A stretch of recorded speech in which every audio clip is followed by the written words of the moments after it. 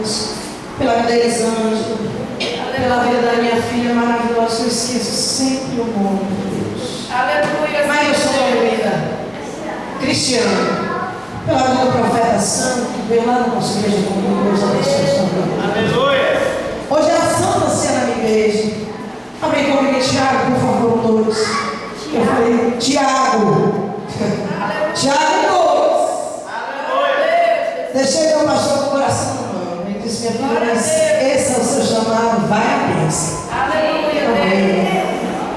Tiago 2. Quantos encontraram de um amém? Amém. Quem não encontrou de escola bíblica dominical. Tem gente com justiça aí fora, meu filho. Vigia na terra. Só depende de você. Vamos ler sem demora. A palavra do Senhor diz assim, cujo título: os benefícios das provações. Meus irmãos, tende por motivo de toda alegria passardes por provações, ou na sua vida está escrito tentações, sabendo que a provação, a tentação da vossa fé, uma vez confirmada, produz perseverança. Ora, a perseverança deve ter ação completa, para que sejais perfeitos e íntegros e nada deficientes. Corre comigo no versículo 12, por favor. Bem-aventurado o homem que suporta com perseverança a provação, porque depois de ter sido provado, receberá a coroa da vida, a qual o Senhor prometeu para os que amam. Após o nome do Senhor e seja glorificado a Ele.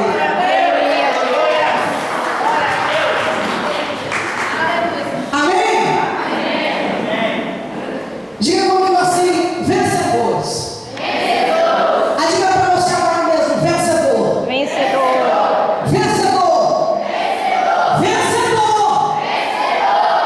Mas eu quero te decepcionar por alguns segundos. A palavra vencedor, ela tem cujo sentido? Vencedor. Vencedor. Todo mundo ama carregar o título vencedor, mas nem todo mundo consegue suportar vencedor. Eu quero te chamar a existência agora.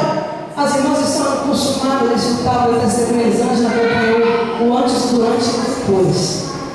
Eu louvo o Senhor porque quem falta aqui em você está por completo.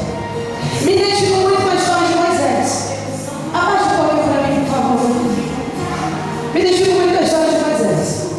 Quem vê primeiro a história de Moisés entra em desespero. Briga com Deus. Meu Deus, misericórdia. Comendo todo, e depois não conseguiu a promessa. Escuta isso direto, pastor Henrique Gomes. O ano todo não aguentou. Ei, que Deus é esse? Entrei eu para saber a história de Moisés. Eu falei para lá. O meu Deus não decepciona. Mas eu vou te chamar a existência agora para alguns profetas. Porque se nós sairmos daqui, nós oferecemos os nossos louvores ao Senhor.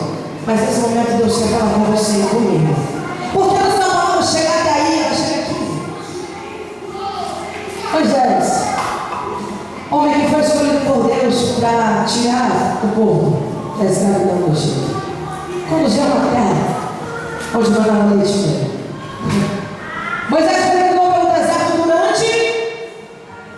durante 40 dias. 40 anos. Que é uma provação maior do que essa. E ele peregrinou por um jardim, não, pelo deserto. E quem estuda aí sabe que deserto de dia um calor infernal, à noite um frio. Quem é que vai querer passar os dias no deserto?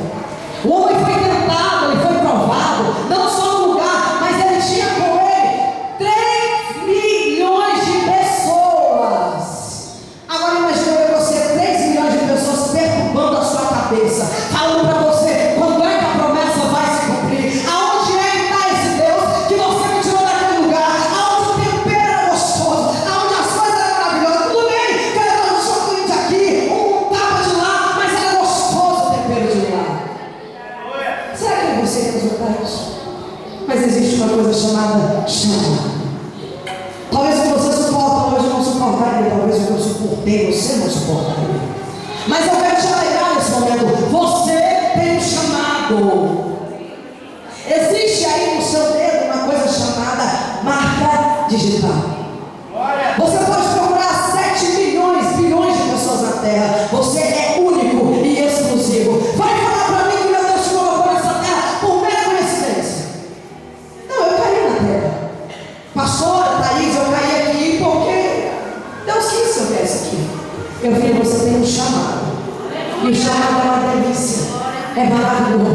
experimentar o chamado do Senhor. É gostoso bater no peito e dizer: eu sou um vencedor, eu sou uma vencedora. Mas chega comigo aqui.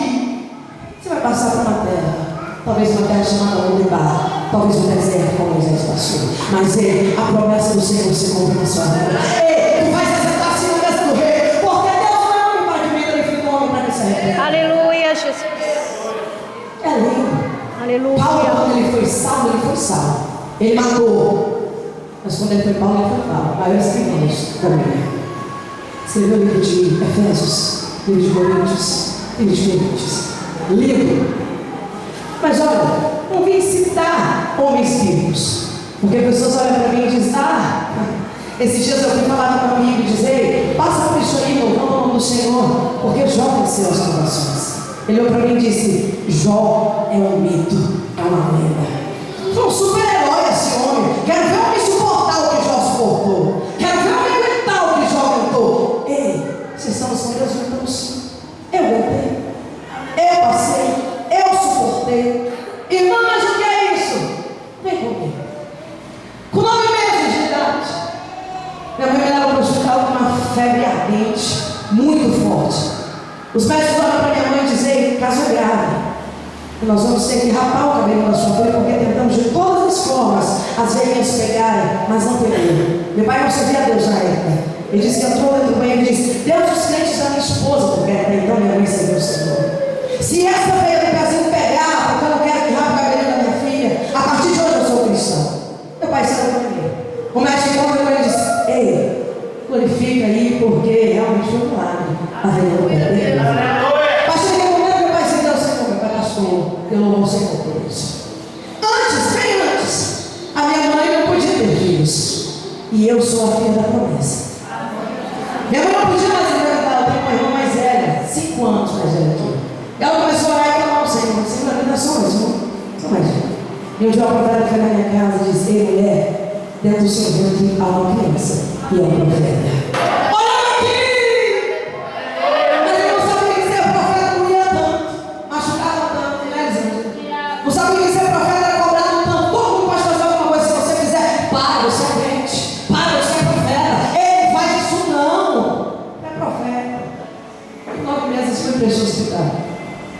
A febre passou, com 7 anos de febre. Comecei a dar crise convulsivas. A minha filha parou ali. Ia para a escola, minha mãe junto. Saía do colégio, minha mãe estava lá. Ia fazer prova, minha mãe fazia junto. Ia para o banheiro, tomar banho, minha mãe junto. Porque a qualquer momento eu podia estar gritando, desvaiada, que uma louca no meio da rua. Elisângela já apareceu isso aí.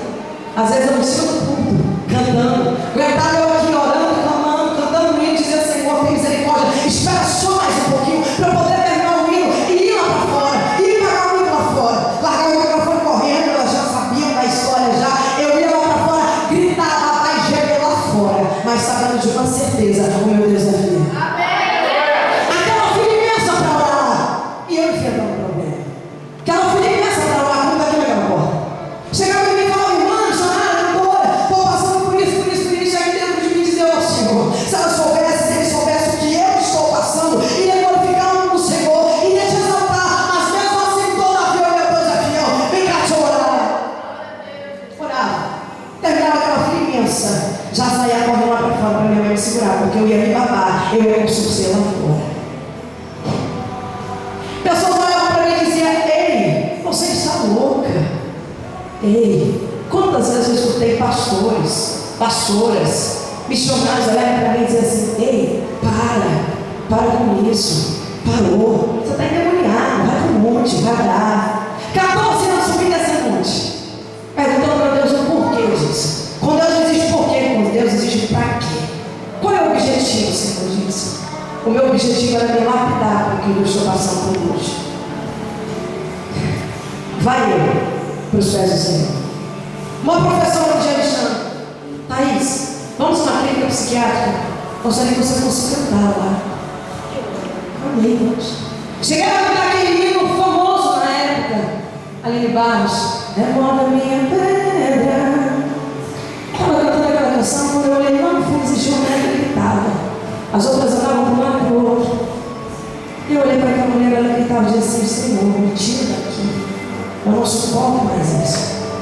Aquilo me chamou a atenção. Eu disse: Senhor, pelo que eu conheço, essa mulher me chamou, ela tem consciência do que está acontecendo. Fui para minha casa. Uma semana e meia depois, eu estava na mesma clínica.